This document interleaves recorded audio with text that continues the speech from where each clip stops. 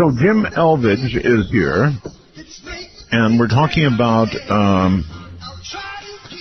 a digital world. I guess that's what we're talking about. But, you know, it's also silly because we have free will, right? I was told that in Sunday school, this thing about free will, we have it. We do have that, right, Jim? I think we do. And I don't think that the fact that, or the idea that the world is digital or discrete in some way negates the possibility of free will. I don't think free will has anything to do with whether it's continuous or digital. It's inherent in consciousness. If we didn't have free will, we wouldn't really have consciousness. So I believe we do.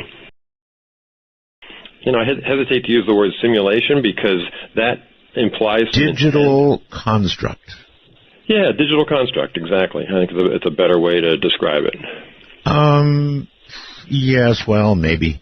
It's going to get us both in trouble with all kinds of people out there. Oh, sure. I've gotten plenty of hate mail. Have you?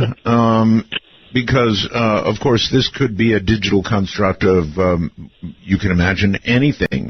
It could be God. Mm-hmm. It could be a God.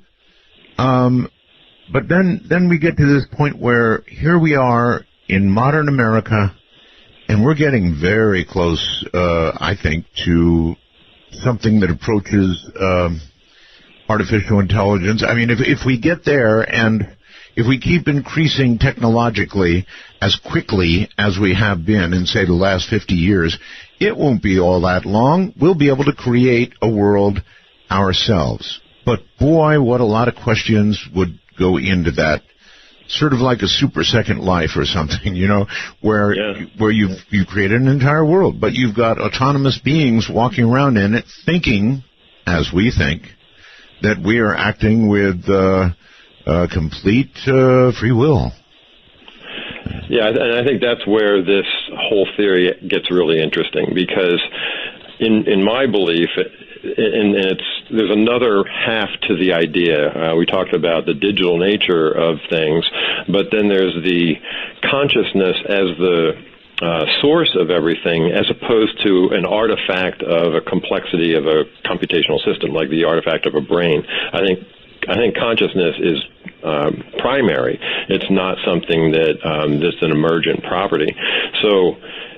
And the evidence for that is all kinds of things: near-death experiences, out-of-body experiences, mystical experiences, paranormal, and so forth. So if that's the case, then just creating an AI doesn't inject the, quote, soul into it, doesn't inject the consciousness into it, because consciousness is primary. You can't create an AI and inject consciousness into it, or hope that consciousness emerges from it, if that's not the way it works.